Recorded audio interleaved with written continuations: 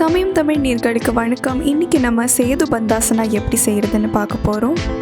அர்த்த பத்மாசனாவில் உட்காந்து முதல்ல உங்கள் போஸ்டர் கரெக்டாக இருக்கான்னு செக் பண்ணிக்கோங்க. உங்களோட ஷோல்டர்ஸை ரிலாக்ஸ் பண்ணுங்கள்.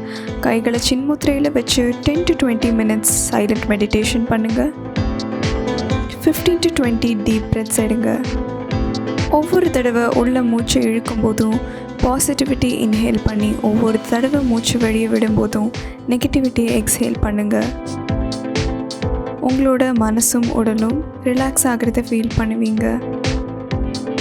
இப்போ உங்கள் 2 கைகளை ஒன்றோட ஒன்று உரசி சூடு பரப்பி, உள்ளங்கைகளில் இருக்கிற சூடை உங்கள் முகத்து மேலே வச்சு ஜென்டலாக மசாஜ் பண்ணுங்கள். இதனால் உங்கள் முகப்பகுதிகள்லேயும் உங்களோட கழுத்து அப்புறம் ஷோல்டர் பகுதிகளில் பிளட் சர்க்குலேஷன் இம்ப்ரூவ் ஆகி ஸ்ட்ரெஸ் ரிலீவ் ஆகுது. இந்த ஆசனத்தை நம்ம எப்படி செய்கிறதுன்னு பார்க்கலாம் வாங்க. இந்த ஆசனம் உங்கள் கழுத்து, நெஞ்சு, தண்டுவடம் அப்புறம் இடுப்பு பகுதிகளை ஸ்ட்ரெச் பண்ணுது.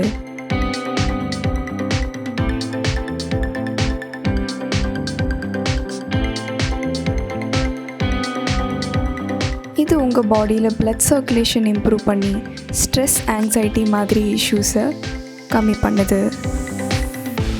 இது அடிவயிற்றில் இருக்கிற உறுப்புகளுக்கு ஸ்டிமுலேஷன் கொடுக்கறதும் அல்லாமல் லங்ஸ் அண்ட் தைராய்டு கிளான்ஸோட ஃபங்க்ஷன்ஸை இம்ப்ரூவ் பண்ணுது. இந்த ஆசனத்தை பிரிட்ஜ் போஸ்னும் சொல்லுவாங்க.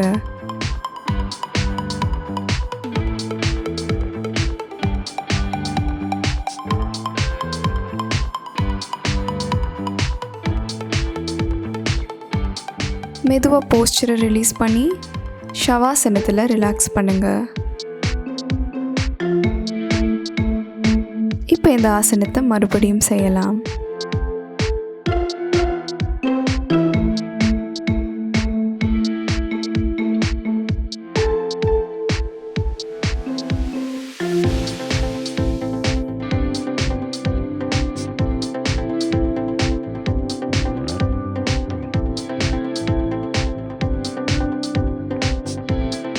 முதுகு இல்லை இடுப்பு பகுதிகளில் இன்ஜுரிஸ் இருக்கிறவங்க இந்த ஆசனத்தை தவிர்க்கணும்.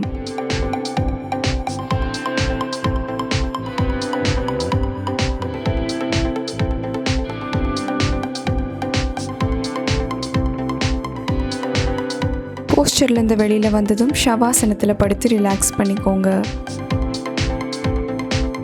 ப்ராக்டிஸை எண்ட் பண்ணுறதுக்கு முன்னாடி வஜ்ராசனத்தில் உட்காந்து டீப் ப்ரீதிங் பண்ணுங்கள். மூச்சு உள்ளே இழுக்கும் போதும் வெளியே விடும்போதும் உங்களோட பாடியிலையும் உங்களோட நர்வஸ் சிஸ்டம்லேயும் நடக்கிற சேஞ்சஸை அப்சர்வ் பண்ணுங்கள்.